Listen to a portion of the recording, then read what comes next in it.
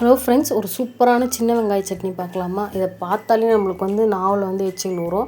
2 தோசை சாப்பிட்றதுல 5 தோசை சாப்பிடுவீங்க. அந்த அளவுக்கு டேஸ்ட்டு சூப்பராக இருக்கும்.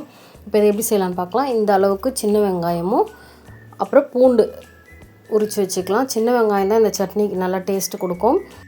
எண்ணெய் ஒரு 2 கரண்டி அளவுக்கு ஊற்றிக்கலாம். வதக்கிறதுக்கு எண்ணெய் நல்லா தேவைப்படும். அதனால் 2 கரண்டி எண்ணெய் ஊற்றிட்டு பூண்டும் சின்ன வெங்காயமும் நம்ம உரித்து வச்சுருக்கோம் அதை சேர்த்துட்டு கூடவே ஒரு கிண்டிட்டு மிளகாய் காரத்துக்கு தகுந்த மாதிரி சேர்த்துக்கலாம். நான் 3 மிளகாய் 1 காஷ்மீரி சில்லி கலருக்காக சேர்த்துருக்கேன்.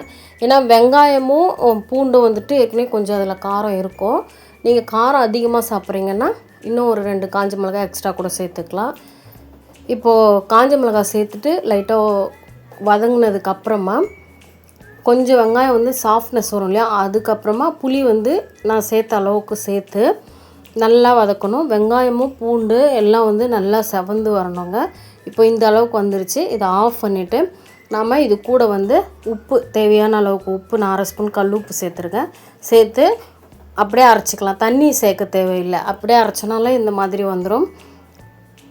இந்த அளவுக்கு நல்லா அரைச்சிட்டு அதுக்கப்புறமா இதுக்கு தாளிப்பு கொடுத்துடலாம். அதே கடாயிலே எண்ணெய் விட்டுட்டு கொஞ்சமாக கடுகு 1/2 ஸ்பூன் அளவு கடுகு சேர்த்துட்டு கருவேப்பிலை சேர்த்து நம்ம அரைச்சி வச்சுருக்க அந்த வெங்காயம் பூண்டு இருக்கு இல்லையா, அந்த விழுதை இதில் சேர்த்துடலாம். சேர்த்துட்டு நல்லா வதக்கிட்டே இருக்கலாம். அப்பப்போ லைட்டாக கலரி விட்டுட்டே இருக்கணும். கலர் நல்லா மாறி வரணும். அப்போ தான் டேஸ்ட் சூப்பராக இருக்கும். கலர் பாருங்கள், இந்த அளவுக்கு நல்லா மாறி வந்ததுக்கப்புறமா நம்ம ஊற்றின எண்ணெயெல்லாம் இழுத்துக்கும், நல்லா சுண்டி வந்துடும். இப்போது சட்னி நம்ம இறக்கிடலாம். எவ்வளோ சூப்பராக இருக்குது பாருங்கள். பார்க்கவே டேஸ்ட்டு ரொம்ப அருமையாக இருக்கும். இந்த சட்னி நீங்கள் வச்சு கூட சாப்பிடலாம்.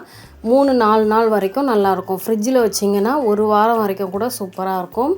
நீங்கள் ட்ராவலுக்கு எடுத்துகிட்டு போகிறீங்கன்னா இன்னும் கொஞ்சம் எண்ணெய் அதிகமாக சேர்த்து இதை செஞ்சு வச்சுக்கோங்க. இந்த ரெசிபி பிடிச்சா மறக்காம லைக், சப்ஸ்கிரைப் பண்ணலாம். சப்ஸ்கிரைப் பண்ணி சப்போர்ட் பண்ணுங்கள். தேங்க்யூ.